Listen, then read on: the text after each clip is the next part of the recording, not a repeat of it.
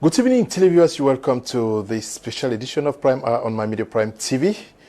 An edition that is going to look at what is making news on our political scene in Cameroon with Barrister Agbor, who is a human rights lawyer and activist and founder and president of the Center for Human Rights and Democracy in Africa. He has been the president of the FACO Lawyers Association and has held so many positions across the board in Cameroon. Today with him, we're going to be looking at what is shaping the political life of Cameroon. Severally, he has made calls for Cameroon's opposition party leaders to come together to designate a consensual candidate to face the incumbent president, Paul Biya. We're going to be asking him why he's so interested in this move. So many of you have written to me asking why he's not engaging himself into the political life of Cameroon. He's going to be explaining what he thinks about his plans about engaging politics in Cameroon, but also he's going to be telling us the implications of these elections with the prevailing sociopolitical crisis rocking the conflict-stricken regions of the Northwest and Southwest. We are glad to have you once again on Prime Barrister Agbor. Thank you, Mr. Leo, for having me today. I'm really excited. And good evening to our fellow viewers. We're really excited for this program today. Okay, we'll start with you. Personally, you have engaged opposition leaders, urging them to present a consensual candidate. What exactly did those efforts, did they fail or they yielded a fruit? No, efforts for the opposition leaders to come together has not yet failed. It might be difficult, but we have hope that we would have a consensual candidate at the end of the day. It will not be a unique candidate, but it will be a candidate that the opposition leaders, civil society, and Cameroonians in its entirety would support. A candidate that would incarnate the hope of the people of Cameroon, that would have a mission and a vision to make Cameroon the continent that is often described. So it is incumbent on all of us, not just myself. I think others also have been doing something similar. You know, they are using social media, meeting the leaders, talking to them, appealing to some of their supporters and their surrogates to encourage them to come together and start talking to each other. You might end up not actually having the candidate, but the fact that you are talking to each other puts you in a position where rather than fighting each other, you're fighting the common enemy.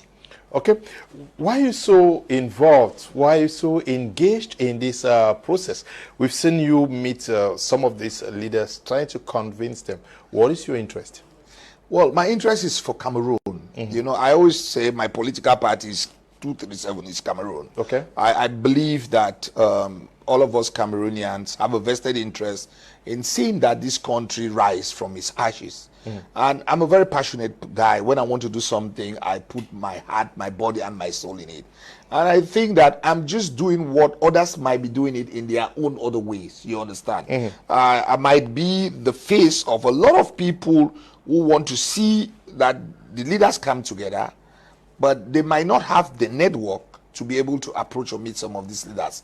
Fortunately, I have the network, so I am not only doing it for myself, I'm doing it for others also. And what gives me the energy to continue doing it is the fact that people appreciate the work that I do, the work that others also do. So it's a good thing that when you are working for the common good, for the interests of everybody, people appreciate it. It gives you the extra impetus for you to continue doing what you're doing. So yes, I have an interest. But my interest is what? My interest is to see Cameroon great. My interest is to see that we have leadership that meets the aspirations, the wishes of the Cameroonian people. And being a Cameroonian, I think I owe that to myself and to the other 28 or 30 million Cameroonians. Okay. Now, when you read through what has happened in Fumban, you read through what happened, obtained in after the 3 days conclave in Yaoundé, and you are reading through the actions of this pre-campaign actions of this party. Are you comfortable? Can we see the opposition is doing well? Well, you see, Leo, it's true that the opposition, they are divided. But don't forget, in any house, in any community, in any society, there is always going to be division, okay?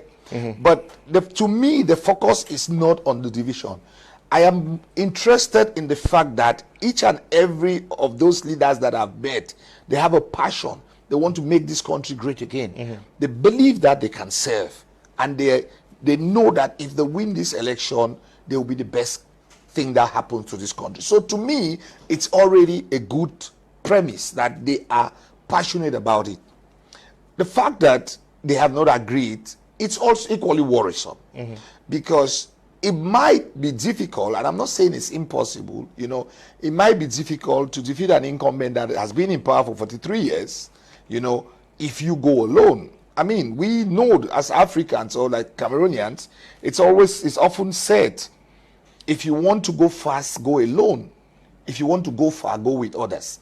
So the expectation from Cameroonians is that if they have to go far, far means winning the election on the 12th, they have to go together.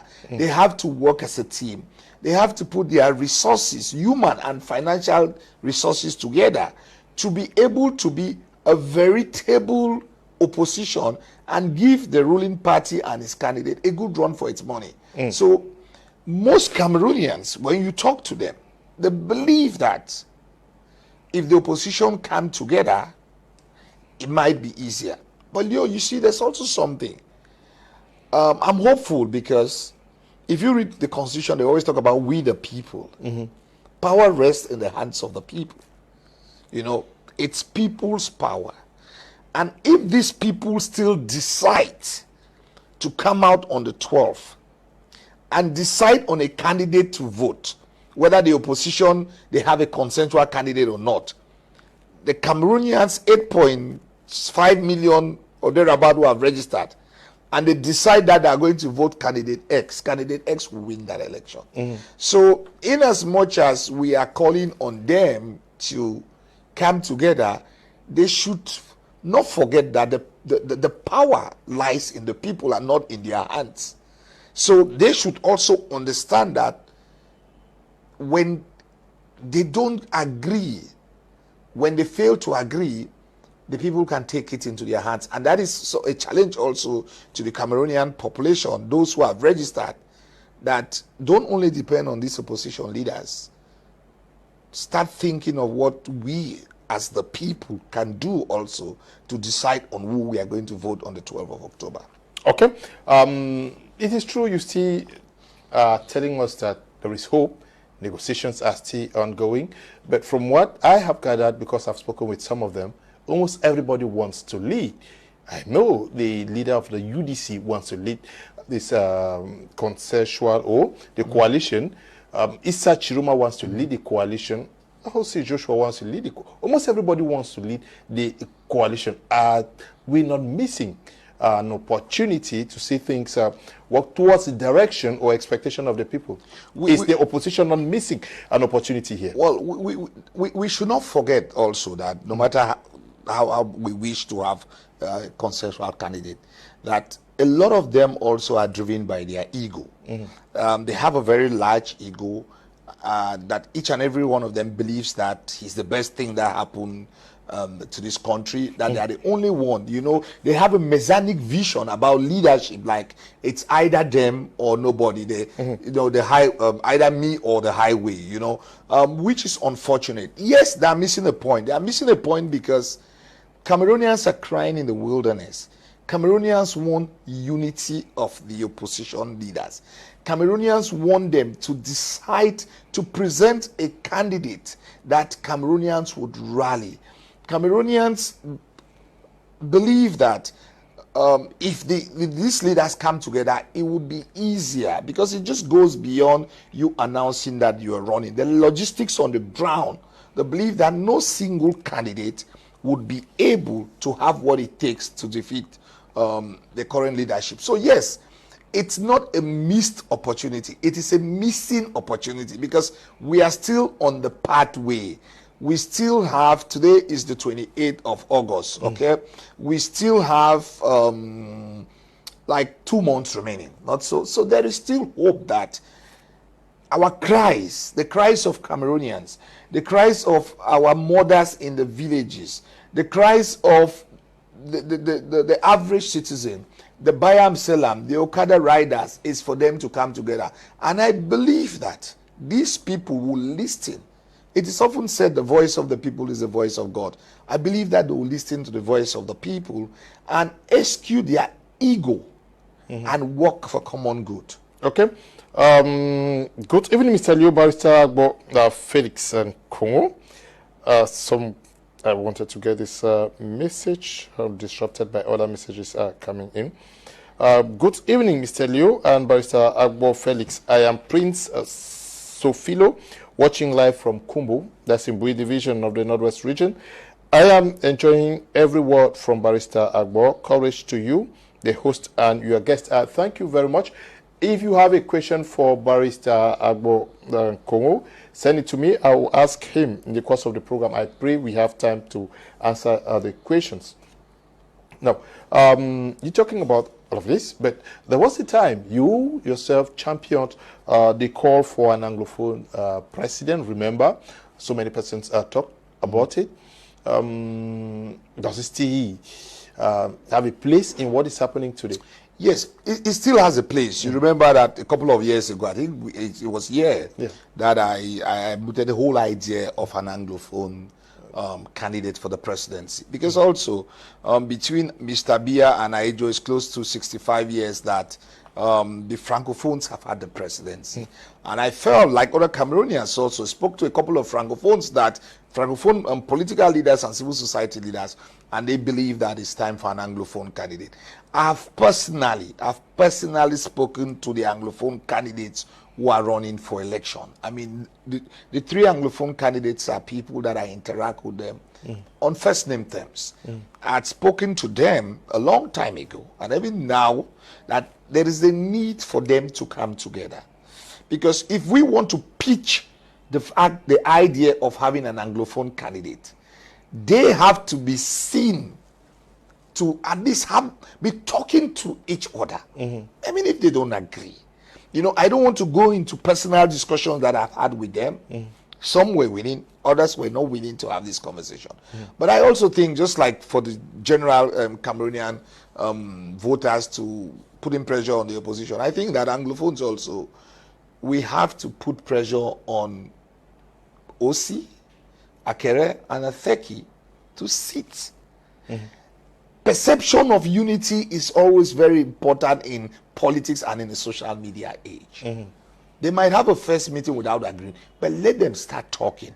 Because when they come together, they constitute a formidable force. They can use that as a bargaining chip when they are meeting the other Francophone candidates. So they are already 3. We have how many? We have 12 candidates, not so Mr. Bia and 11 others. So if 3 of them are already agreeing, it's already a force to reckon with. But if the 3 don't agree, taking into consideration the fact that we don't have a huge voting population, then it becomes a problem. Equally also, Mr. Leo, it's not just having an Anglophone candidate. I'm not saying that the candidate is Anglophone for the sake of it, but I think we have competent Anglophones amongst the 3 who are running. But equally also, Leo, if you notice in this election cycle, the issues that touch and concern Anglophones, they are not really prioritized in this election.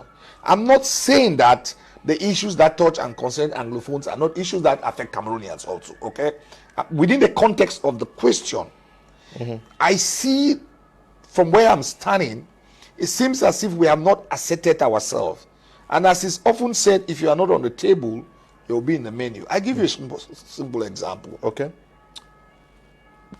the Douala team. Yes, the group of Douala. There's no Anglophone in the team.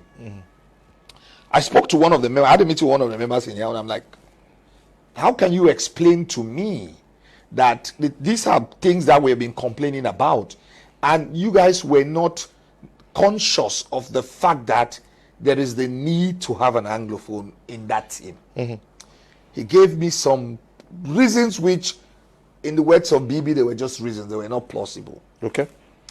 And then they recruited another person who contacted me in a discussion. I'm like, why don't you guys have an Anglophone? And he said, well, we're trying to work towards having one. You know, but it is an afterthought. You understand? Either because they don't put us in perspective, or we as Anglophones also, we have failed to accept ourselves. And that is why I think, Mr. Leo, that there is a need for Anglophone leaders.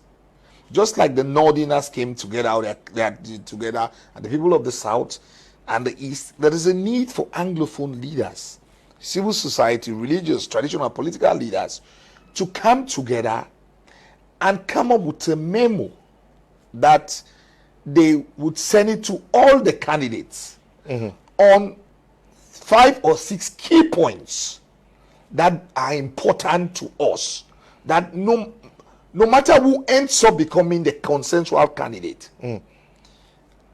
For example, if you ask me, I've been working on my own document, but I'm hoping that we would sit with other Anglophone leaders, we federate ideas. For example, Leo, 1, okay, we say point number 1, a return to federalism. That's point number 1. The number of states would be a discussion that could be held later. You understand? Okay. Point number 2, there's a need for constitutional reforms, okay, where the constitution is amended to have a rotational presidency, okay, between the Anglophones and the Francophones, meaning that if X is president, Y is vice president. Point number 3, it might not be in the order that I'm listing, okay, there's a need for a truth and reconciliation conference in this country to reconcile Cameroonians together. Point number 4, there's a need to release all those detained in connection to the Anglophone crisis and other political prisoners. Okay?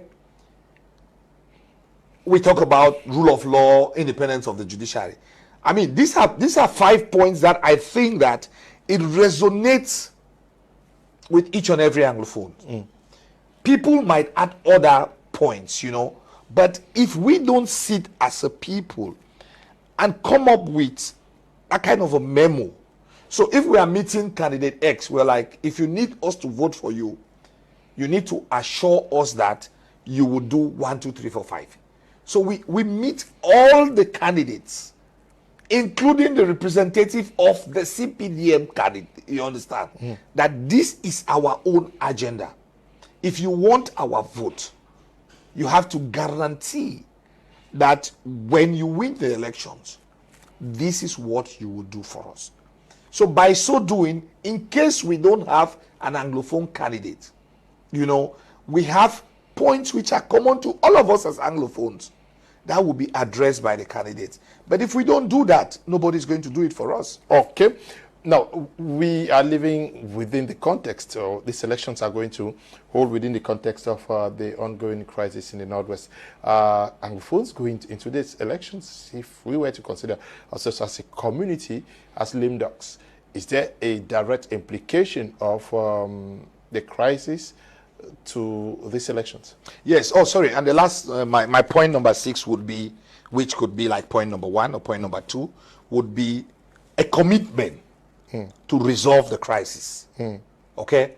A commitment to resolve the crisis. So okay, that's also very important. Yes, within the context of what is happening, we might be going into the elections as lame dogs because there are people in our communities already calling for a boycott. But unfortunately, those who encourage boycott, they enhance the victory of the ruling party.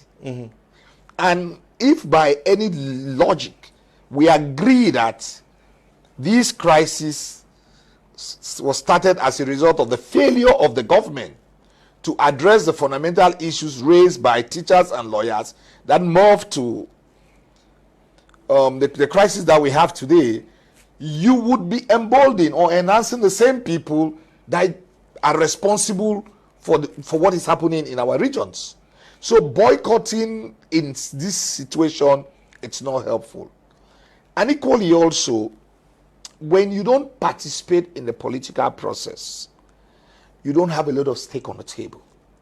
Those who would win might decide to treat you the way they would treat you because you were not very influential in their victory.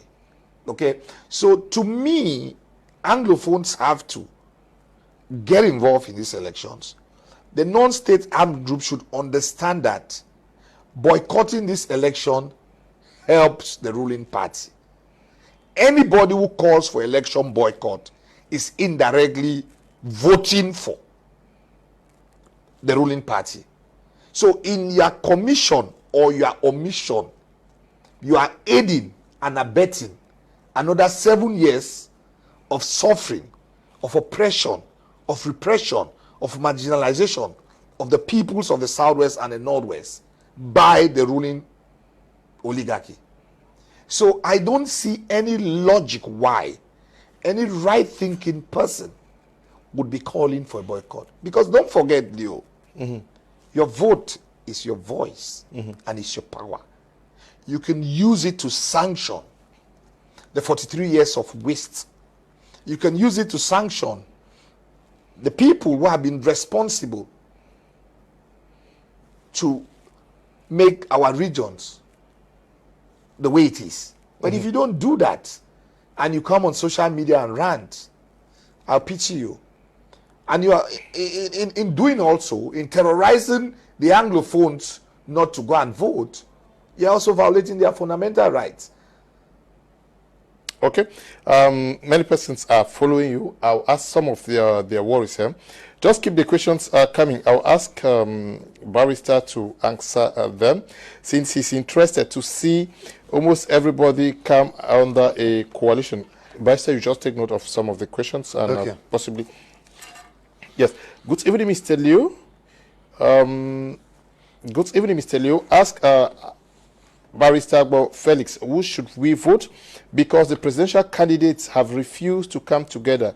Ewanw Henry is writing from Kumba. Good evening, Mr. Liu. I want the barrister to propose the best risk within the opposition in case there is no consensus. This one says, Barrister Balla, good evening to you in the panel. Please tell me if the opposition disagreement leads them to failure. Do you think the opposition can make a remontada during the local elections? Frank is writing from Kendong. Okay, Frank Kendong is writing there. Good evening, Mr. Kum and Barrister Agbor Felix. Please, yes, it is time for an Anglophone president, but then the candidate has a base all over the national territory, but the other two Anglophone candidates, okay, I mean, you meant the SDFM, has, they have national territory, but the other two Anglophone candidates don't have it. Left for them to support the SDF conditional, which is a good one. Daddy Ambiance is watching us from Tico. Greetings once more, Mr. Liu. Please help channel this my question to Barrister Agbor Kongo. If we were given an opportunity to choose a leader for the coalition opposition parties, who would be his unique candidate to head the coalition? Okay. So almost everybody is concerned about the coalition, and they are worried that there's no consensus. They want to get what you think. Yeah, thank you, Mr. Ewanw. Very interesting question. Who should we vote? For the time being, I think we're working towards having a consensus candidate. So I don't think it's proper to tell people who to vote for. Now, for the time being, let's see how it goes. Okay. We will get there. You know, we will get there. There was a time when we were encouraging people to register. Now there will be a time when we would encourage them to vote candidate X or Y. So let's not get there. The best risk within the opposition is the same answer, okay? I think the 11 other candidates, all of them are good candidates, okay? But unfortunately, on the 12th of October, only one can be president. So we are hoping, I mean, Cameroonians are hoping that these 11 candidates can really come together and realize that there's somebody, there's likability, there's electability, there's governability. They put everything together and they themselves agree on who would be. Opposition leads, Frank, I know Frank, it's my junior brother, I know Frank, with Remontanda. Yes, there is a possibility that it would happen, but for the time being, I don't think we should not agree that we have failed for now, that we cannot get a candidate. Let us work towards that candidate. When we get to the bridge of the parliamentary elections, we would cross that bridge. Anglophone president to like talking about the SDF candidate. As I said, Joshua Osei is a very good candidate, just like Akaremuna also. They're very good candidates. You know, Ateki is a young man who is dynamic. They should sit down and agree and present us a candidate that we can now rally support for the candidate. It is left to them to present us with a candidate. Daddy Ambiance, if I were to choose a candidate, who would I choose? For the time being, I am choosing an opposition candidate. I'm choosing a candidate that these leaders would sit and agree. And I'm ready to campaign, to drum support, to use my own network and a few people who believe in me to rally support for that candidate. Let us not put the cart before the horse. You know, let us try as much as possible to see that these candidates they come together, and then we will decide on who should be the best candidate.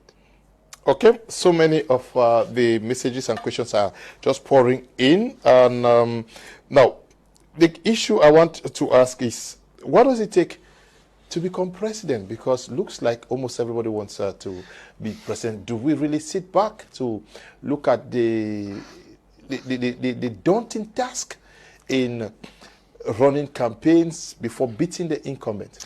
I really think that some of these leaders also who were cleared to run by Elekam and the Constitutional Council, some of them also really don't understand the daunting task. Okay? I mean, we have candidates who, to be honest and sincere, who within the national territory, they have not really done anything. Then all of a sudden, they appear from nowhere. I don't know how some of them got 30 million. You know, and they are ready to waste or to lose that amount of money, because also you look at the demographics. You can tell. I've met candidates who I know will not have up to 1%, but they convince me that they will be the best candidate. The candidates also have to put the people first. You know, it's not a showmanship competition. It's not about trying to be on the media, on social media. It takes a lot to be a president in a country like ours, where our institutions are failing. We don't have roads. You know, we have problems of water, electricity, garbage problem. Our economy is on its knees. There's youth unemployment. There is a conflict in the southwest and the northwest. There's one in the north of Cameroon also. Kidnappings, amongst others. It's not just easy. That is why I would like the candidates to present to us their plan of action. A few of the candidates have already done so. I would equally like, if possible, for debates, Leo, to be organized with the candidates also, for us to actually know what you have to offer. I mean, we are talking about being the president of, is it 28 or 30 million Cameroonians, okay? It's not being the president of Yakachie. It's not a quarter head. It's the president of the Republic of Cameroon. Le continent, the big Cameroon. And we don't have to joke and toy over it. We banalize, you know, the whole idea of being a president of the country. You saw with the 83 or 84 candidates who submitted their documents to run for election, that it had been reduced to a farce. You understand? It was not serious. Some of them cannot be leaders of if they conduct an election, perhaps in their families or in the quarters that they live, they will not win. For them to come to tell Cameroonians that they want to be the president also, they are making things difficult for the genuine leaders, and they are playing in the hands of the government. Okay, so So many questions are still coming. Now, what would be your call to Anglophones with respect to these elections? My call for Anglophones, the first thing is that talk to the leaders, talk to those you support, the Anglophone leaders that you support. Plead with them that let them have a meeting. Let Chairman O.C. Joshua, Batone Emeritus Akeremuna, and Ateki, they cannot want to lead this country without being able to sit and talk to each other. It's incumbent on them. They are our voices. They are our leaders. We look up to them. We look upon them to help us. But they can't do it if we don't see them. They have to talk to each other. That's very important.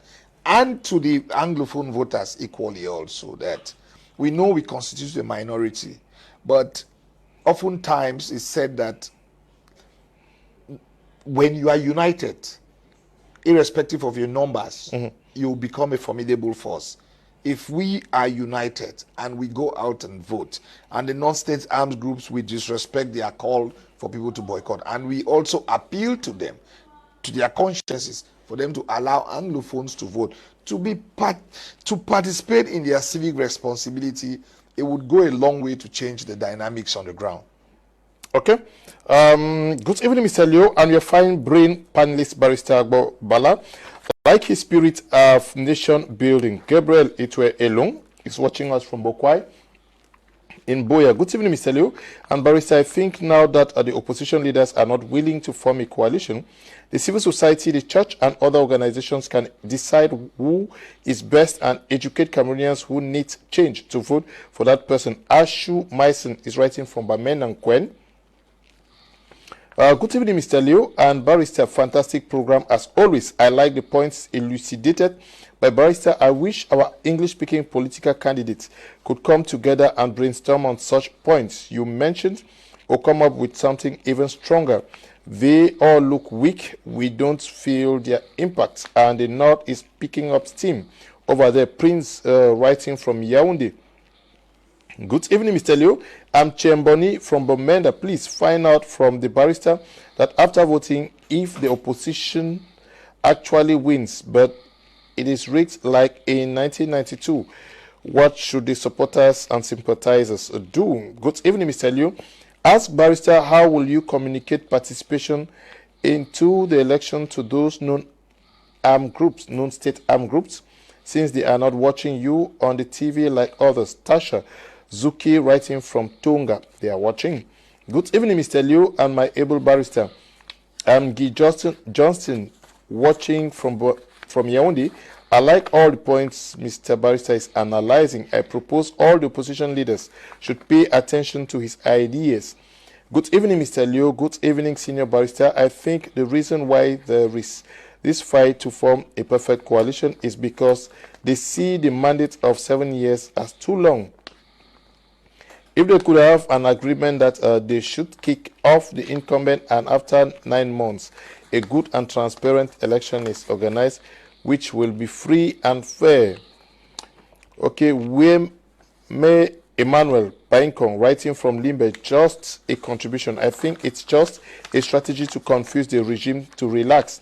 I hope so, because it will be terrifying if the regime in power wins the elections. Okay. Good evening, Mr. Liu. This is Pa Ambe watching from Limbe. I'm enjoying the program, but what I know is that opposition coalition is not the problem, but the electoral system of Cameroon, which has been designed to keep Mr. Biya there till thy kingdom come. Good evening, Barrister Nkongo, Felix, and the journalist. My name is Mr. Imam. I really appreciate this program and the knowledge you are sharing with us. My brief question to the Barrister is, how can ordinary citizens make their voices heard in politics in a peaceful way? Good evening, Mr. Leo. My greetings to Barrister, and thank you very much for the great and genuine vision you have for the vulnerables in our country, that those leading us want us to remain poor so that they can keep manipulating us. Nsangu writing from Yaoundé. Oops, so many questions. Yes, Barrister, I don't know whether you have some. Yes, I just picked on I just picked on a few of them. Okay. Yes, I think Gabriel Itwe from Bukwai, he talked about, that's just what I said, that CSOs and the churches also should take the lead, you understand? Power rests in the hands of the people, in as much as we want these opposition leaders to come together, but we the people also, we are the ones who have the power, okay?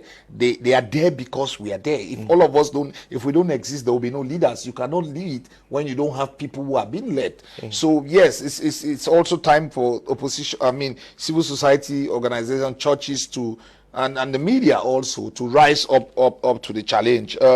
Ashu from Bamenda talked about the Anglophones camp. I don't want to use the word that weak, you know, because also we need to encourage them. It's not easy to be a leader, okay? They are wrestling with a lot of things. I think we should just keep on encouraging them, trying to be respectful to them also. How are we going to communicate with non-state armed groups? A lot of them are watching this program. A lot of them use social media, and we have entry points also that we can get to them. So it's very important that we get to them, so that at least we can have these kind of conversations. Okay. Yeah, but let me think. So somebody said something about a coalition. Most people don't want it because the 7 years process is long. Too long, yeah. And I think also, Leo, in the seed point, the 7th point that I would say, if we are meeting from an Anglophone perspective, we have to insist on a transitional government. You know, it could be 3 years, it could be 4 years, the need for a transitional government. But the life of politics is not 5 years. It's just that everybody thinks that we should have it today. You understand? It's you could have immediate short and long-term plans, okay? And it's not only about the presidency, Leo. There are like 20 positions that these 11 or 12 leaders can agree on. It's only one person that would be the president on the 12th, you understand? And yes, they would have started building the coalition a long time ago, but for the time being, they can agree on other things. Somebody would be the president, somebody could be the vice, somebody could be the speaker, and things like that. So everybody is fixated on the president. I agree with Pa, who says that it's not only about opposition coalition, but also the electoral code. I mean, you know, the electoral code also has a problem. But what can we control now? It's not about the electoral code, not so. We cannot amend the electoral code midstream. We can call the opposition leaders to come together if they win the elections, and then when they are doing the constitutional amendment, they would also reform the electoral code and other laws in the country which are anti-people's. And what can the common person do? A lot. You vote, but you encourage people who are adamant to go out and vote. And not only voting, but equally protecting the vote. Because it's one thing to vote and go home and sleep and wait for others to protect. If 8.6 million Cameroonians who have registered, if there's a polling station that 50 of us, we vote and we are there, there's no way Elekam will rig the election. But I think what happens to most ordinary persons is that they have outsourced their responsibility to others. It's like others have to do it. Let us challenge ourselves. That's why I said it's individual and collective effort. Individually we challenge ourselves that we will vote and we will be there to make sure that the counting is done in our presence before we go home. Okay. Now, when we read through what is happening, the political parties, everybody wants to lead. We can't lie about that. I've spoken with them. What lessons should we pick from this attitude of our political leaders? I think for the future. For the future, I think the first thing I would say is that they are focused a lot on the position of presidency. You understand? They would have started, some groups, some of them had started this discussion. But the discussion should first of all focus on the things that are common to them. Okay? We need a constitution to be amended. Okay, these are the things that we want to see in the constitution. These are the things that we want to see in anybody who becomes a president. And then when they start agreeing on that, they build trust and confidence You know, you don't just start discussing or trying to agree with the most important thing. When you agree on the smaller things, by the time you come to the final or the bigger thing, a lot of people would have seen reason in allowing a particular person to lead. Somebody who probably has the better vision. I don't think in any of those meetings they have really sat and discussed what is your own vision, what is my vision for the country. And they have to also look at the other elections in this country. You might be shocked if somebody tells you that the parliamentary and municipal elections in February might be the most important election in this country. Because whether we like it or not, let's assume that the incumbent wins, okay? He will have to deal with a multi-party parliament in the sense of the word.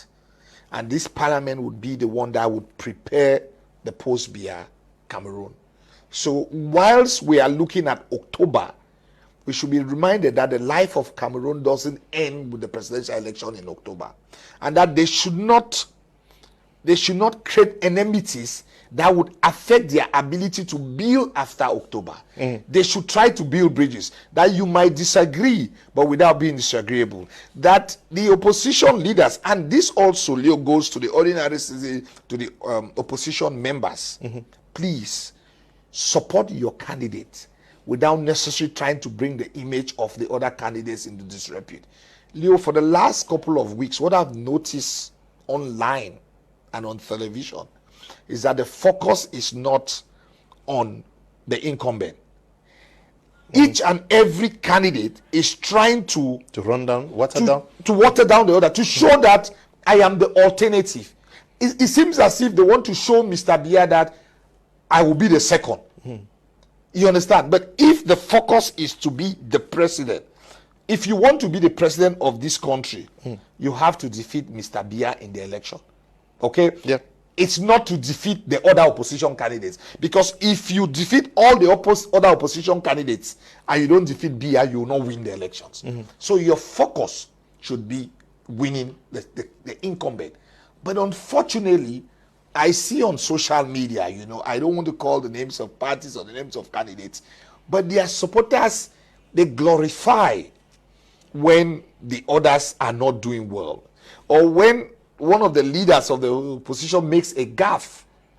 It's the same opposition that is laughing at him. And you make it difficult for these leaders to come together. And Leo, you see, when they came for the Jews, I did nothing because I was no Jew. When they came for the communists, I did nothing because I was no communist. When they came for the Catholics, I did nothing because I was no Catholic. And when they came for me, there was no one to speak for me. This is what is happening with the opposition in Cameroon. Because it doesn't concern me, it concerns CRM, I don't care. If Kamto is eliminated, that's Kamto's problem. You understand? But it's like a monster that you feed, and the monster grows, and then tomorrow decides to eat you. So if they come together on issues that touch and concern another leader, you know, they build more unity, they have more trust, and they can rally the population to rise up peacefully. Because it's not just about the elections, it's about the post-election, Leo. Having a consensual candidate is not only for the elections, but it's also for post-elections. I'll give you a small example, Leo. If you are supporting candidate X, and candidate X comes out as fourth in the elections, and I'm supporting candidate Y that comes second, and candidate Y says we should peacefully go to the street and protest, do you think somebody who supported candidate X, who is number 4, will he go to the street? No. Because he knows that if he goes to the street and they overturn things, it will be candidate that will be. Yeah. So it's important for them to look. It's not just for this election. It's not just for the election, but post-elections. And Leo, let's be honest. We had 25,000 polling stations in 2018. Okay? Now we will have about 30,000. Can you really tell me that there's a party in this country, a candidate, who will be able to have, let's say you say two per polling station, to have 60,000 observers, then to be able to give them food, water. That is where I was going to, because I asked you earlier what it takes to become president of Cameroon. Financially, do people really know what it takes financially to run campaigns for two weeks? That's why I feel that for some of the candidates, there is someone or some people playing the drum and they are dancing. And you know, if you go to these traditional, let's say in our cultural meetings where they are dancing, or when they say juju comes, the juju or the dancers only stop when the drum stops. So when the drum is playing, they cannot stop dancing. So you need to identify those who are playing the drums for some of these leaders who are running for elections to be dancing. They are candidates who you don't see how feasible was for them to raise 30 million. And let's assume that they raised 30 million. You don't see how it's possible for them to decide to lose that 30 million, because some of them will not have 1 or 2%. You understand? And to run for an election in this country would be, you will need millions of, if not billions of CFA, okay, to cover the 10 regions, to cover the 58 divisions. You know, 360 subdivisions. 360 subdivisions and the villages. I mean, and these are, a lot of them have never gone through the 10 regions. A lot of them are not known in Mainganga, in Akwaya, in Fuawa. Some of them are announcing themselves to the big stage, but 3 weeks ago. How is it humanly possible? How is it feasible for you to argue, tell Cameroonians that you are ready to win this election when you don't have the logistics? Because elections is not only about being popular, but it's equally having the logistics. It's equally having the finances, to have the human resources, to have the foot soldiers, to have the people who can mobilize people, because you will not be able to go to all the divisions. But do you have structures in those divisions? Do you have structures in those subdivisions? If you don't have, and you're not united, because there's a possibility, Leo, that you might not have structures in those divisions or subdivisions also. But when you come together, and you have a coalition, the party that has foot soldiers in that locality will be campaigning for you, meaning that it will be cost effective. You understand? But I truly don't understand the magic that some of them want to use or to convince us that they'll win. Many persons are watching the program, and when we talk about what you're talking, you're talking at it from a macro level. How much can we be talking about when we say financing an effective campaign? Leo, there was a time I did a small study about winning a municipal election for a place like Boya. And I said it will cost you like 100 million. For Boya? For Boya. Subdivision. Boya subdivision. I mean, just to be like the mayor, if you want to be a mayor of Boya, it will cost you like 100 million. Small Boya. If you are running in a constituency where you have against an incumbent that has the financial power, then you're looking at more than 100 million. So let's assume that in each of the regions, you are supposed to put 300 million times 10 region. How much is that? I mean, just at this, we are just assuming, okay?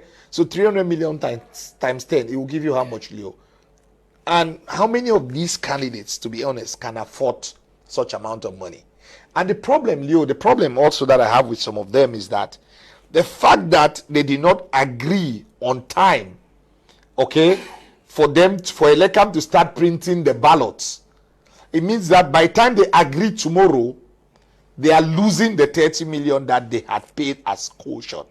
And let me tell you what happens, because I've been talking to some of them. They are already saying that in case they want to have a coalition with somebody, you have to reimburse their 30 million first. Imagine that, Leo, you are a candidate and you have to reimburse 4 people, 120 million. That 120 million is money that you would have been putting in for your campaign. You are reimbursing money that they've already lost to the state. Did we need to get to this stage? And don't forget, immediately they have printed their ballot papers. The incumbent that we know, whether they withdraw today or tomorrow, those ballot papers will be there. And some mothers, parents, or people in the villages would not know that X had withdrawn. They will still go and vote. So you are giving your opponent you know, the ammunitions to shoot you on the leg, and then tomorrow you complain. So there's a lot you gain in working together. You save money, you save time, and then you build some unity that will be helpful in the long run.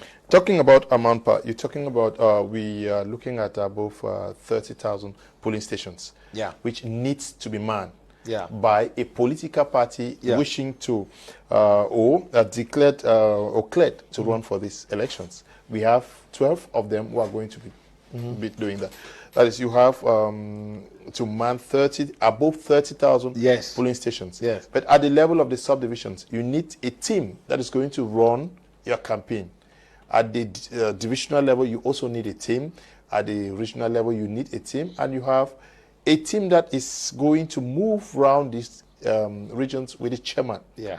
Which means that we're talking about thousands of persons who need to run across the nation for above 2 weeks. Yeah. We need people who are going to man radio stations to do propaganda for this. We need persons who are going to man the TV stations. Yeah. We need a lot of... you see, Leo, to be very honest and to be a little bit blunt, some of the candidates behaved, or they are behaving as if they never knew they will run. They woke up from slumber and they decided to be candidates. This logistic, in 2018, I monitored the elections in some places in Boya. Most of the opposition parties were not. Most of the opposition parties were not. They were not represented in these polling stations. Okay, so it is near impossible. But I'm not saying that it cannot be done. Okay, but I think that it will be very difficult. It will be a Herculean task for one opposition candidate to be able. I don't care what they tell us on television. Okay, they will spin it. They will tell us that I can win without others.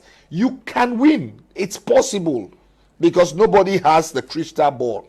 But it would be strenuous. Why don't you make it easier for yourself? Do you want to win and tomorrow you fall sick because it was very strenuous? You need to have a team. For the time being, it's difficult to see an individual candidate that has that machinery, financial and human resources, to be able to bulldoze its way to power. I am a very optimistic person. I am hoping that the people will rise up peacefully and then decide to support one candidate, be the ones that would represent those candidates in their various polling stations, in their various divisions, in their various subdivisions, in their various villages. If that is not done, for them to say they would win, it's like, in the words of John Donne, like catching a falling star or getting a child with a mandrake root. Okay. Now, many persons are also writing to find out why Barrister Agbor himself is not involved in politics. Why are you not heading a political party? Why are you just talking, observing? You see, there's a time for everything. And just like the Bible says, there's a time to plant, there's a time to harvest. It's a time to reap and time to sow. And the struggle, what we're saying is not about Barrister Agbor Balla. It's bigger than.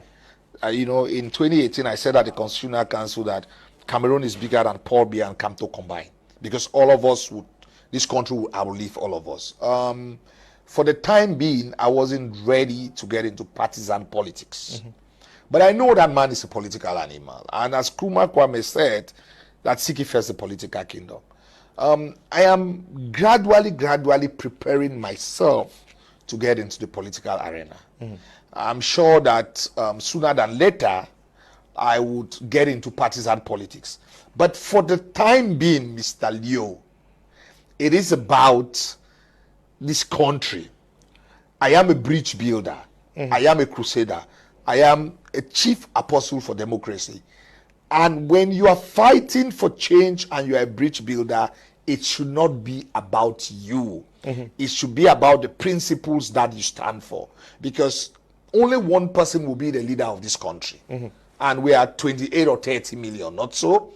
So we can get one president And all of us, the others who are not the president, work towards the welfare and the well-being of this country. Okay.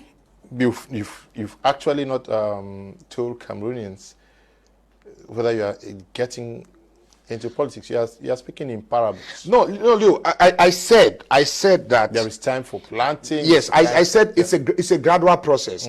I'm very strategic in the way I do my things. Okay. And I don't get carried by, I mean, what I want to first of all thank all those who have been sending me words of encouragement, all those who believe that I would have been a candidate. I want to thank them, and I understand them. But they should equally understand that I am taking my time. When the time would come, Leo, it would be here that I would announce when I'm getting into partisan politics. For the time being, let's focus on the elections.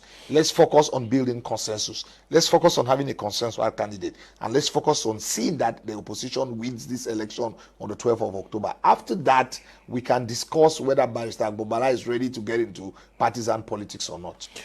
Do you have a candidate as we speak? Yes, I have a candidate that I've been supporting. But for the time being, if you want to build bridges, you have to also look at the strength of the other candidates, because it must not necessarily be your candidate. And my candidate would be the candidate that the opposition would agree on.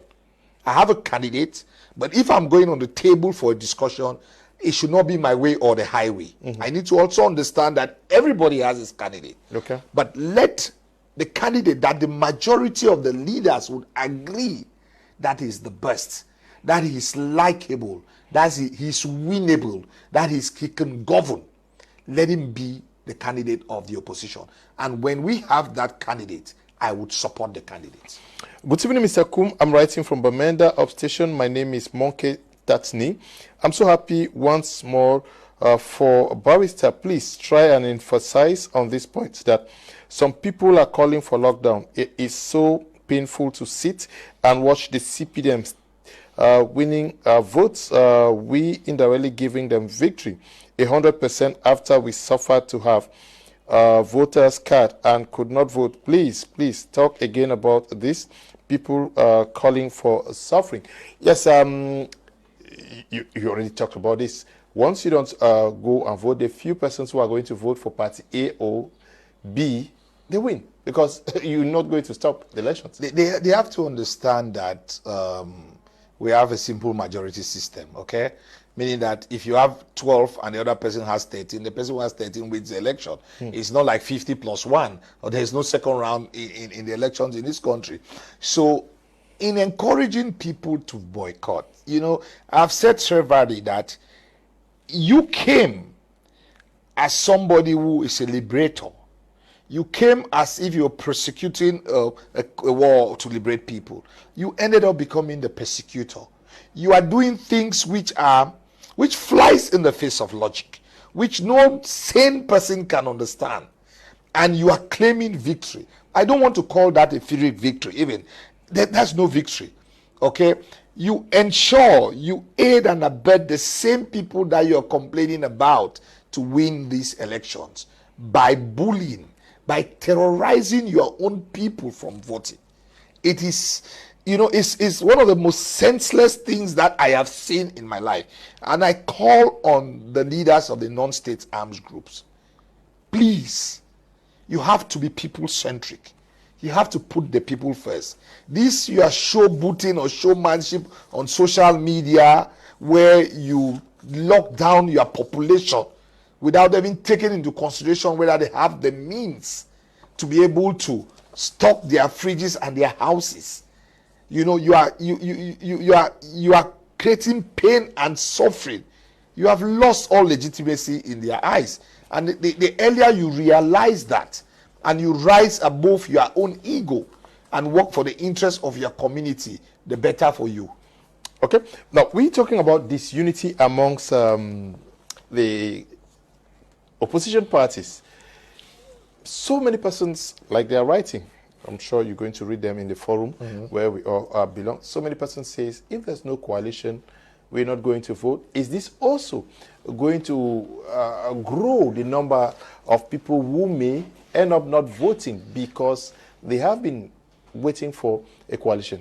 No, Leo, in as much as we are urging the leaders to form a coalition, okay? A coalition, a lack of a coalition is not a condition sine qua non for failure to be the leader or to win the elections. Because as I said earlier, the power lies in the hands of the people, Leo. The people are the ones who would determine, who would decide who would win these elections. So if they agree that we would vote candidate X, irrespective of whether the opposition has a coalition or not, candidate X would win this election. So I don't encourage, and I'm pleading with the population. We are saying that those who encourage boycotts, like the non-state arms groups, not so, they are already giving a victory to the ruling party.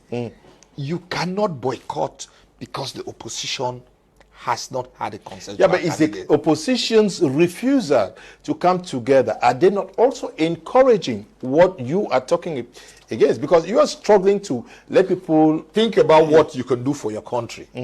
Think about your role that you play as an individual. That's why I said individually and collectively we have responsibilities. If you are only looking at them, it means that you have outsourced your own responsibility to them, that they are the ones to do. Let's assume that they make an error. Do two wrongs make a right? Because they are failing, does it mean we should also fail? No.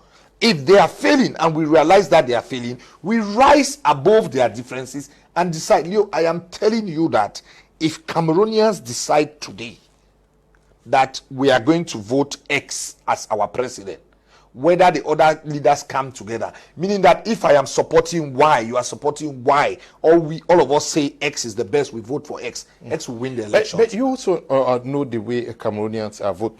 They necessarily do not vote because of how beautiful the manifestos look, but also because he or she is my brother from my village. I am voting my brother. You know how these things work. Yeah, but then if how tied we are to to village, tribe, and region. Yeah, but Leo, if we spend our time only voting our brothers or my tribesman, my country person, then we deserve the leaders that we have, and we should not complain. But don't forget, when you don't have water, when you don't have lights, when I was coming to Douala, these roads, the potholes, it's not about my village. It's not about who I voted for. It's each and every Cameroonian who is affected by that. So if we don't as a people, and that's why in one of my posting I talked about civic responsibility. That civic responsibility is not just about elections, okay? It's about encouraging young people to be responsible. It's about fighting corruption. It's about having ethical leadership. And it's not a one-off thing, okay? It's about the fact that you don't throw garbage on the street, for instance. If we rise up to the plate with regards to our civic responsibility, this whole thing about tribalism, villageization, Cartierization, brothernization, it would not work. Because if we need to succeed as a people, we must rise over these things. If we need to defeat an incumbent who has been in power for 43 years, who has all the resources, who has the human and financial resources, who has the institutions that are working to his favor, the only thing we need as a people is unity. And when we are united, you will realize that all what the incumbent has as strength, it will turn to be his weakness. Because don't forget, dictators at times are weakest when they think they are strongest. And there is no time in the history of a people that a dictator has triumphed over the people. We have seen in the Ceausescu's, the Mobutu's, the Arab Spring, when the people would rise, no military, no constitutional council, no elecam will be able to hold the people back. But there is a need for a peaceful transition in this country. There's a need for us to canalize our anger and put the anger on the ballot box on the 12th. Because to me, that is the only panacea that will salvage this country. I, for one, I don't believe in violent change of leadership. You know, because violence begets violence. We have seen in the Anglophone crisis. How do we channel our anger on the 12th? By going to the polls, by voting, protecting our votes. Okay. Ensuring that the votes are counted. And then celebrate in a very happy manner. Okay, I want us to react to this. Good evening, Mr. Kum. I think the barrister is contradicting himself here. He has rightly agreed, like all Cameroonians crying for change, that no single opposition party in Cameroon can defeat the regime. Yes. But no one is willing to form a coalition. Why then should we be telling Cameroonians to go and waste their time in the name of voting? I think we are not hitting hard on the opposition parties. Reverend Jude is writing here. Reverend, we said, and I will not forget, I said that it is near impossible for a single candidate to defeat a leader that has been in power for 43 years, that has all the money and all the institutions playing in his favor. But no one can play God in the life of a country. And the people, us, you, Reverend, we have the power. Meaning that if these opposition leaders don't agree on a candidate, and we, the people, agree on a candidate, we would defeat Mr. Biya in the polls. It will not be about the opposition leader. It will be about us. Yeah. And the thing is that, the thing I'm saying this is that we can, immediately we are defeatists. Okay? We have given a boulevard for the incumbent to walk back into his unity palace. We cannot, because you don't know until the elections are counted. You don't know what can happen. There's what lawyers will call will of God. Okay? There are unforeseen. I don't want to say certain things here. There are unforeseen that can happen. We have to go and vote. We can agree, civil society and the religious leaders can use the pulpit. Yeah, because I was going to agree on the candidate. I was going to ask you that, okay, these guys have refused to form a coalition, but you believe that the population can decide on who to vote to make the president. How? What channel are you? What channel are you going to use to tell the people to vote candidate A or B, and then which candidate? Because the candidate that is going to be plebiscited is one of those who have refused to engage in the coalition. Yeah, but then if as civil society, religious and traditional authorities are now engaging in politics, is it their place? It's a place of each and every citizen, because politics controls the life of everyone. It's politics that determines whether they will legalize your church or not, because it's Minat that does it. The Minat is a politician. It's a political appointee. So there's no way that you can shy away from politics. And let me tell you something. What if these leaders sit and agree on a candidate and the public says we are not voting that candidate? Who is more important? Is it the leaders or the people? The people are more important than the candidate, okay? We have seen countries where the civil society and the church, Reverend, and this is to you, and all the other religious leaders, we have seen countries where the church leads. The church leads the search for a consensual candidate. The church leads and direct the population on who to support. If civil society rises up to the expectations from Cameroonians and the church, and they sit and vet these candidates, they give weighted points on the candidates. For example, bilingualism, demographics, age, their plan, their vision, and they come up with a well-structured report and analysis that we have spoken to 11 candidates, and this is the person we think is ready to hit the ground the day after the election. And we sell it to Cameroonians. We use my media prime. We use traditional and social media. We use our traditional groupings. We use our churches. That candidate would be difficult to be defeated. That's why I'm saying that A is that we need them to come together, because coming together would make this task easier. But if they don't come together, we cannot give up because they have not come together and not go and vote. So at the end of the day, what have we been doing all these months? Encouraging people to register and telling people to go and vote. So in a way, assuming that the ruling party has playing the drum for some of them to dance, and the ruling party knows that by the time they don't agree, population will not vote and they win. Is it not a way of already of the ruling party deciding on our fate? We say no to that. We encourage them to come together. But we have the power. 8.6 million people who registered have the power over 12 candidates. Okay. Good evening. I am Guy Justin coming back to ask a question to Barrister. Why is it that all the opposition candidates cannot bring together all their political plan of action and build a common objective? And some persons are arguing that opposition leaders care more about visibility and recognition than genuine change. From your discussions with them, do you find this fair? Are they listening enough to the population? Whilst we blame the opposition leaders also, we should understand that it's a pattern for dictators also to always find a way to infiltrate, to have their feelers in all facets of the society, okay? We understand the reality of our country. It's no justification for what they are doing, but after 43 years in power, it will only be insane for you to expect to do the same things over and over again and achieve a different result. On the other hand, playing the devil's advocate also, on the other hand, it's the more reason why the opposition need to come together, because they know how strong the incumbent is, you know. Unfortunately, Leo, is the opposition not a reflection of what is happening in the country? Have you gone to this veteran ex-student association where people fight over, they don't have any budget, but they will kill each other for somebody to be president?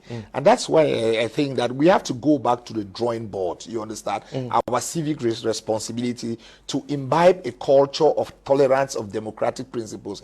It will not start with only the leaders. It could be top-bottom and a bottom-top approach also. Because it's, as they say, it's difficult to be left-handed at old age, you know. So we also look at the influence of our society in what they are doing.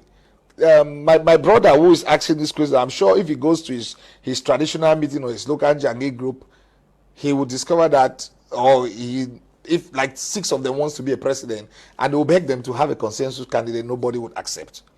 But these leaders are people who we entrust them. They want to lead us. We expect them to reason at a higher level than us. They are better in managing things. Okay. So we also expect them to be able to manage their differences in a way that, you see, you don't need uniformity. It might not be the best candidate for the future. It might just be the better candidate to win this election. Okay. And we midwife a transition, and the person might not even be the president after the transition. Okay, good evening to all of you watching us. So many messages are coming in, especially questions for Barrister. Good evening to you, Professor Victor Julius Ngo, who has participated on this very program severally. He's watching the program, but he writes to you. He says, good evening, Mr. Kum. Say thanks to Barrister Agbor Balla on my behalf. His emphasis on the need for a consensual candidate is very comforting. I join my voice to his in calling on the opposition parties who really want the change that the vast majority wants. We, the people, have the sovereignty, and we shall use it in October 2025 to sanction those who disappointed us come the municipal and legislative elections next year. Good evening to you, Prof, and those of you watching. My regards to Prof, you know, I had a long conversation with Prof this morning. Okay. He called me this morning and we had a long conversation.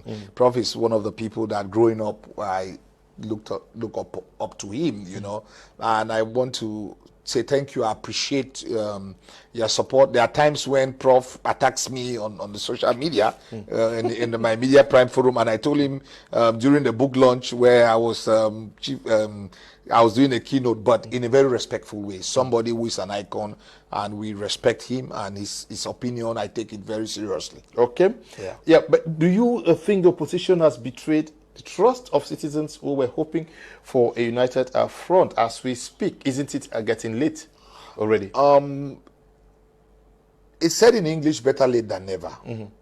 Let's give them the benefit of doubt also. Let's not just conclude that they have failed us, okay? it is still a process, Leo. Campaigns will start, I think, on the 27th of September, okay? Today is the 28th of August. For the next 2 weeks, I believe, I'm speaking to some of these leaders, they too are interested in coming together. What I would say, Leo, we will not have one candidate, okay? Because there are leaders in the opposition who are surrogates of Mr. Bia, okay? And there are others who somebody is playing their drum. But I think that you need 1 or 2, 3 of the major players to come together to swing the dynamics. You understand? If you look at the campaigns and you look at the demographics, you can have 1 or 2, with one order, and Kamto coming into the game, it changes it. The 11 candidates would never come together. There are leaders who have made it clearly, who I have had meetings with them. They have personally told me that they are running. There are those who have said it publicly that they are running. There are others who are willing to get into a coalition. To me, let those who are willing to get into the coalition, first of all, come together, and then they consolidate their own small coalition, okay? And then see how they can encourage, they can win the minds and hearts of others to come together. Meaning that if Cameroonians see that a certain group has made an effort to come together, they might abandon their leader who wants to go solo, because the power lies in the hands of the people. Don't forget, your vote, your voice is your power. That will change the future. So yes, people are not, the leaders should not think that people are stupid. They know what's happening. They see the leaders. They know those who are working for their interests. They know those who are working towards having a consensual candidate. And they will sanction those who they feel are not working for us to have a consensual candidate. Can you also understand with Neighbor Genesis, who is writing and watching us from Bambili? Good evening to you guys watching us from Bambili. He says, from my observation, I have come to realize that the opposition is not fighting for the presidency but are protecting their chances for the legislative elections come 2026. And I may go further to say that maybe they are afraid that endorsing one candidate compromises their chances of getting councils and positions at the level of the MPs. Some of them might be looking at the legislative elections also. Some of them use the presidential elections to get into the national space. You can tell that some of them will not have 1%.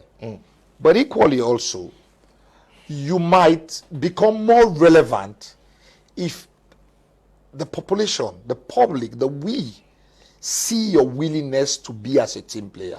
Because perception is very important in politics also, okay? So let's say I'm running and I know I cannot win, and I join you that has a bigger following and the possibility of winning. Imagine that if you win, most people would appreciate my role. Even if you don't win, they would see my willingness to be a team player. And a lot of people would support what I am doing. So it's not only in running. You see, you can lose, you can win by losing, okay? You can end up being more important than not running. There are people who would run on October 12th, and that will be the end of their political career. Mark my word. There are people who after October 12th, nobody in this country, because don't forget, the most important persons are not those who are running. It's us. And if we, the people, decide that we will never vote for you, you will not win an election. So they should also not, because I think some of them, it is gotten into their head, and they think that they are the most important player in the grand scheme of things. During an election cycle, the most important players are the voters and not the leaders. But unfortunately, I think this our opposition leader, they are deluded. Some of them are deluded, thinking that they are the ones who are more important. No, they are not. They are not, because after all, they have but one vote, not so. So if I'm a leader and I'm not joining with anybody and I go and vote for myself, and the rest of the country, the rest of the voters don't vote for me, I would not be the president. Okay, you're not going to be the president. Some people are calling for a coalition of Belububa, Issa Chiruma Bakari, and also asking Professor Kamto to endorse a candidate. I read a plea today from the members of Code, what they call Code, they are in the diaspora, who are asking Professor Maurice Kamto to endorse a candidate. Do you see Professor Maurice Kamto doing that, or you think it's wise for him to stay quiet and look towards legislative and municipal elections next year? You see, in this election, Kamto, his image would linger around these elections. Okay. Kamto is not running, but Kamto is a major player. Let's not pretend. So whether he endorses or he doesn't, he's still a player. In his commission or his omission, he's relevant. From my own perspective, if I were Kamto, I would endorse a candidate. Because also, Leo, the history of a country is written in verses. Perhaps he had to come to show to Cameroonians that we have a bad leadership. Or he had to show to Cameroonians what an opposition leader is supposed to be. Just like Frundi came and did his own thing. He wasn't president, but he's an iconic person that when you're writing the history of this country, you would always remember John Frundi. So it might have been Kamto has done what the God Almighty sent him to do. But I believe that why I say you should endorse a candidate, because it cannot only be you or the highway. If you cannot be a king, you can be a kingmaker. He can be the one that history would record that an opposition figure, a candidate, was eliminated from the race, ended up becoming the kingmaker that helped in crumbling a 43-year-old dictatorship. That could be something also important. But I don't want him to jump into a fast conclusion. And what some of these people calling on him to endorse a candidate is that they are preferring some candidates over others. I think it should be a concerted effort for the leaders to sit and agree on who should be a candidate. Then Kamto can put his weight. Because why are you saying that it should be, why are they saying that it should be Chiruma or Bello only? Why can't he be OC? Why can't he be Akere? Okay? Look at people who have been fighting for the last 20 or 25 years. Yeah. And all of a sudden, and I'm not saying that Chiruma or Bello cannot be the candidate. But what I'm saying is that this hype around a candidate or people because they resigned from government, what about those who have been fighting that government for 25 years? Let us give each and every one an equal chance. If Bello is the best candidate, then let us endorse him. If Chiruma is the best candidate, if Akere is the best candidate, if OC is the best candidate, let us endorse. But I don't like this bias, especially in certain media, that they have bias against certain candidates, either because of where that candidate comes from or because of the political party that candidate belongs to, or because of an error that candidate would have made. If you x-ray all the leaders from Mr. Biya to the last, each and every one of them has documented errors, gaffes that they have made.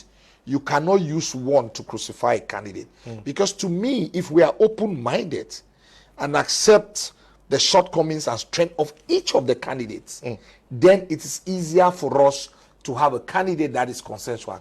If we are only focusing on the weaknesses of certain candidates and hyping the strengths of others, then we also are not doing justice to the process of having a consensual candidate. Okay. But people are writing on social media asking for Kamto to endorse. Yes. What stops them as a group to move to say, Mr. President, we want to discuss with you? No, I think that it should come from Kamto. No, I think that others have been meeting him. Behind the cameras? Yes, others have been. Leo, you see, don't mind. You might see certain things on. I've met a few people off camera. Some I've met on camera, but I've met off camera also. Because you want to balance also. There are certain discussions that, or at times you meet and you don't even say anything about it because you want you want things to move to another level. A lot of them, I've spoken to a lot of persons who are talking to Professor Kamto. I've spoken to very close persons to him, and I think also that Kamto is conscious of the fact of the need for the opposition to come together. He's conscious of the fact that there's a need to have a consensual candidate. He would also need assurances for a transitional government, for example. What is the place of multipartyism if you come to power? You know, what checks and measures can be put in place so you don't come also to be a teen despot, a messiah like what Mr. Biya has been doing for 43 years in this country. So he will need these guarantees and assurances also. But I think that as the leader of the opposition, in my own eyes, I consider him the leader, he has to play a role. He has to midwife a process wherein we'll have a consensual candidate.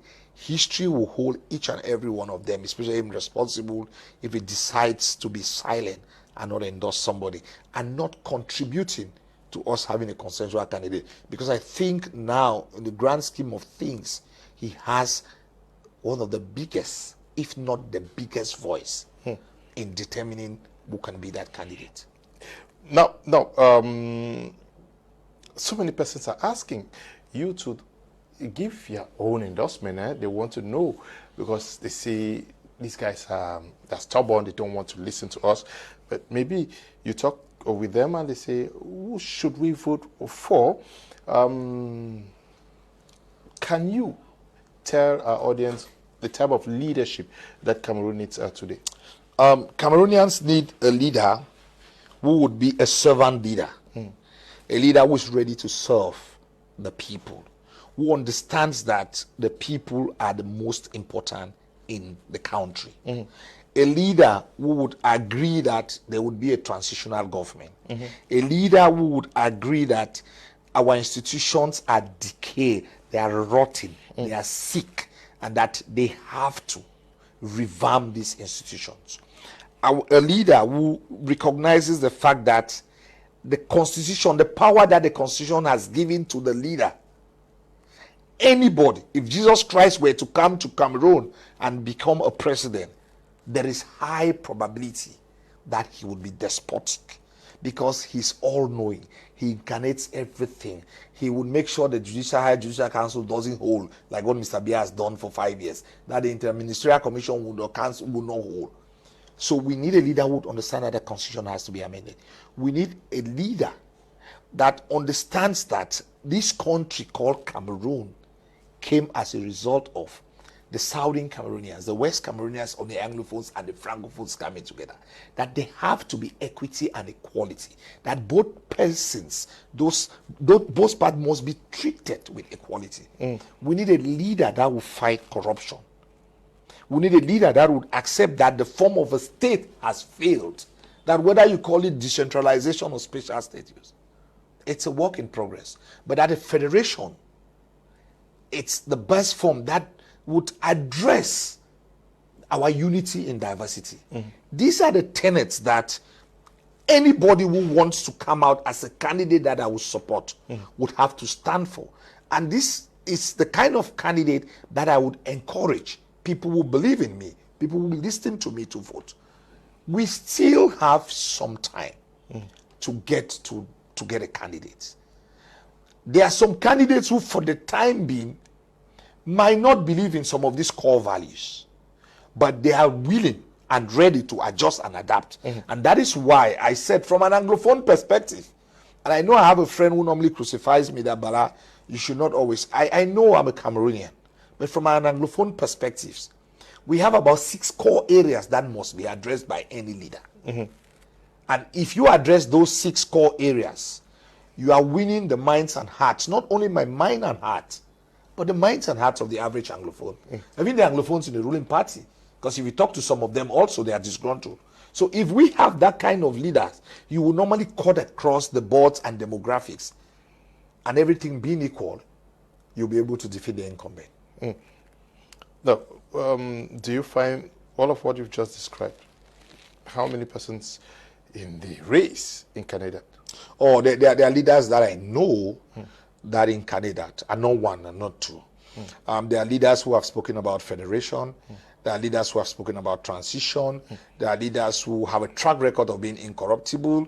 They have an international pedigree and profile. They are ready to amend the constitution. They have leaders. I've heard it from also people that I didn't expect them to be saying some of the things. I know talk is cheap, okay, because at times it might be just cosmetic talk to win voters. But also we can look at the track records of some of the leaders, and equally there could be checks and balances also. That's why I was saying, when the public is involved, we would be like the collateral, the guarantee that if in case you don't respect, because let's not forget, this is the Biya regime is the last dictator that we'll have in Cameroon. There's nobody who's going to take us for a ride for 43 years again. I'm telling you, that one I can put my life on the line. Any other person who will become the next president after Biya, the population has learned a lot, and they'll be ready to rise up to him, to stand, match him toe to toe, if he wants to be another dictator. So yes, we have leaders who live up to these ideals, but we can also, we encourage them, we support them, we work with them to ensure that they put the people first. Okay. My question is, you're talking about federation, but what type of federation? Are you referring to a 2-state federation or a 10-state federation? Mr. Jovens is writing from Yaoundé. Mr. Jovens, in politics, there are myriad forms of federation. I am a 2-stater. A lot of people, the other day at Boya Mountain Club 2 days ago, was yesterday, I had a discussion with some other Southwesterners who like, Barrister, we don't like that you're 2-state, you and Monzo, you understand? And I respect people who don't believe in a 2 states, okay? I am a 2-stater, and there are people who are for 10 states, there are people who are for, if I go into a negotiation and a discussion, I have an open mind. And if the majority thinks that is the 10 states that is best, I would agree on a 10 state. Because I believe that nation building is a process like a child. The child is a toddler, the child grows, becomes an adult, and gets old and die. Okay? You can have a 10 state today. In the next 30 years, you can move to a 2 state. In the next 50 years, you can go to a referendum and ask whether the people want to be together or not. So these are phases. It's important when it's homegrown. It comes from the people. It's a bottom top and not a top bottom approach. So the number of states is immaterial. I am more focused on a federation. Yes, I believe in a 2 state, but I might be a minority, and I accept the fact that if the majority thinks it's a 10 state, I would go for it. Okay, you go for it. No, you talked about leadership, and I'm sure our audience, they've understood you, though you keep speaking in parables, knowing that you have a candidate for these elections, but you're supporting almost everybody. Is there still room for a post-election coalition collaboration? Oh, it's we should forget about it. We have seen the national president of the NUDP, Bello Buba Maigari, already published the names of his campaign team across all the 10 regions. Today we saw Barrister Agbor Balla in Yaoundé announce his plans for campaigns and his vision. We saw Honorable Joshua C. the other day in Yaoundé also put out his plan to Cameroonians, telling you that almost everybody is getting to the starting line to kickstart the race. Yeah, you see, until there is a coalition, they have to be preparing individually. Because when you get into a coalition, it's also the work that you have been doing. What is the added value you bring into a coalition? Okay, I'm sleeping in my house. 2 weeks before the election, I get into a coalition. What am I bringing on the table? This work that they are doing. galvanizing support, winning minds and hearts. That is what they will bring to a coalition. So they cannot sleep. The Akere campaign team that I know so well, Akere has been talking about having a consensual candidate. So he's working, you know, it's like a Hydra-like approach. I am going to go with the team, but for the time being, I'm going solo. I am building. You know, as they say, let me say in pidgin, that for which ship where they come, enter canoe where they go. So you get into your canoe and you are going. And if the ship meets you on the way, you meet the ship and you continue the journey. So that's what some of them are doing. Yes, they have announced their teams, but these are all the pre-election arrangements. When they would get into a coalition, they would agree. Leader X, who already announced a team, or Y, might be the head of the campaign team. So if Leo, you are running and you had announced a team and you had W as your campaign manager, if they come to a coalition and you are not a candidate, you automatically you might be the campaign manager. So these things are they are more form than substance. Okay, when the time comes, there would be some amendment, there will be some changes. I agree, and I'm okay with them to be working. Don't forget, Leo, you are dealing with a regime that has been in power for 43 years. So you cannot sleep. So this work that they are doing at the end of the day would help. I don't see the efforts that they are doing individually as if they are diametrically opposed. You know, they would have a convergent point. And the convergent point, my fear is that they should not leave it 2 weeks before the elections. If they can agree on everything, and when the actual campaign starts, okay, but not that you might step down, you might still be in the race, but you are using your campaign slot time to campaign for the candidate that is a unique. Because you have a right that to come on air during your campaign slot and say, well, I'm campaigning. You're saying positive things for Balla or for another person. You understand? Because it's also strategy. But I'm hoping that it just goes beyond what we are seeing. Okay. But should Cameroonians expect to see you openly campaign for a candidate during these elections? Yes, I would campaign for a candidate. I will campaign for the candidate that the opposition decides is their candidate. Because I believe that if you are neutral in this position, I think it was Mandela or Martin Luther who said, those who are neutral in the face of adversity, they are supporting the oppressor, okay? And I don't want to be seen or perceived that I'm aiding and abetting a 93-year-old president who has been in power for 43 years to win another election in this country. I think it will be an embarrassment to each and every right-thinking Cameroonian. And I'm challenging even my friends and brothers in the CPDM to rise above their partisan politics and put Cameroon first. This country is beyond Mr. Biya and each and every one of us. I would campaign for the candidate that would be the candidate of the opposition. And I'm hoping that they would give us an advanced Christmas present. Okay. You have been making waves on social media under a caption of ABS. Can we talk about that? What is this all about? Is it a channel you've created? Is it some organization existing somewhere you represent in Cameroon? You talk a lot on social media these days. ABS is Agbor Balla Speaks. It's a platform that I created, a kind of a movement also, because we have people in other parts of the country, to express my views and opinions about politics, about youth engagement, about the economy, about democracy, about justice in Cameroon. It's a platform where we speak truth to power, and we try as much as possible to be objective and rise above partisan politics.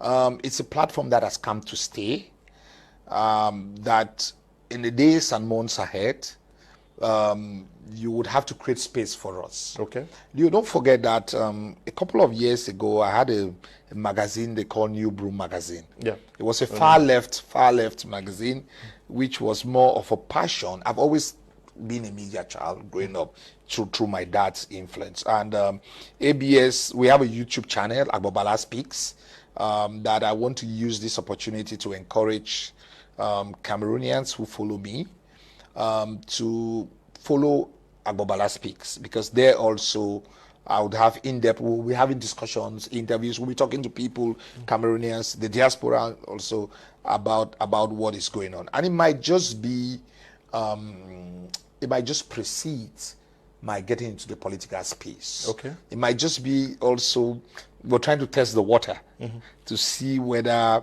it's a space that we can have our place, you know, as they now say in pidgin, say a place day. We don't know whether our place day. So we want to see if, because it depends on the public, it depends on the viewers. We want to see if we have a place in the grand scheme of things, and the way people are receiving us. I'm impressed, and I want to thank all those who have been following ABS, who listen to us, who share our views. Those who criticize us a lot also have been helpful. I'll tell you that some criticisms are very positive. The first day I did the pidgin video, I had a suit and a tie, and somebody wrote, like, Barrister, you cannot be talking in pidgin with a suit and a tie. I learned, and I stopped using it. And a lot of people have been very critical, but I've learned a lot, because to me also, criticisms are helpful. It's just that at times, and this is also to us Anglophones, we should avoid destroying our leaders. There are lots of people who have better ideas than myself, who want to come out, who want to speak on our behalf, but they have seen the way you have destroyed others, and they are scared. Criticize them in a meaningful way. Be constructive, whether you're talking to Mr. Leo or whoever. Encourage them also. Don't only find fault in them. Also appreciate, because at times somebody will tell you the way you should say it, as if you are on his payroll, and the person can just go and say it the way he has to say it. You understand? But I understand also that a people who have been subjugated for long, they have a way of reacting. So ABS is there for you. ABS is my own medium to communicate to Cameroonians. So ABS, there is a social media handle. Yes. So for now, we have a YouTube channel. Okay. Agbor Balla Speaks. In the days ahead, we are using my Facebook page, Agbor Nkongo, but in the days ahead, ABS would have its own. We're working on the website.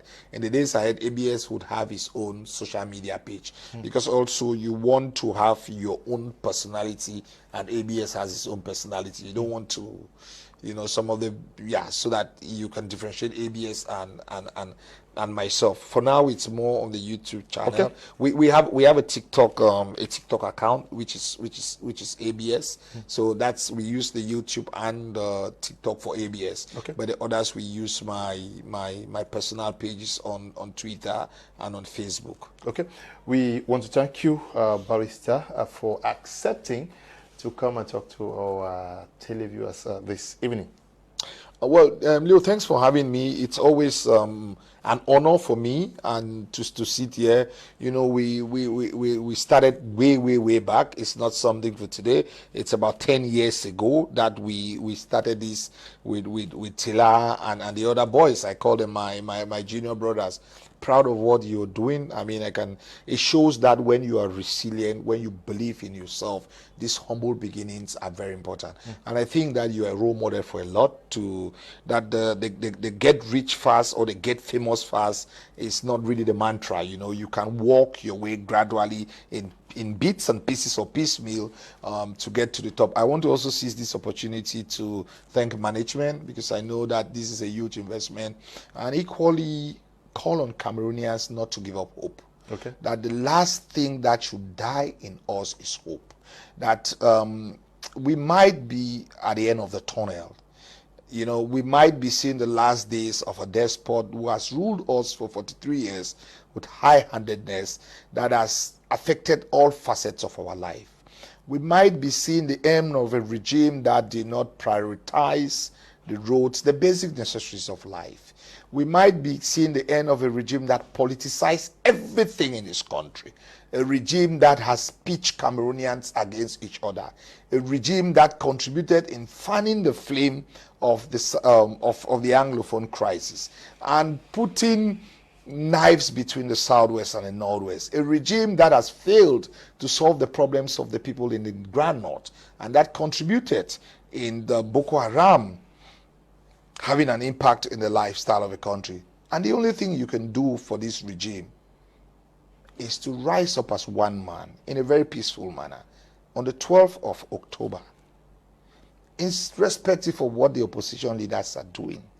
Rise up, go to the polls, vote, protect your vote, because your vote is your power. Your vote is your voice. Okay.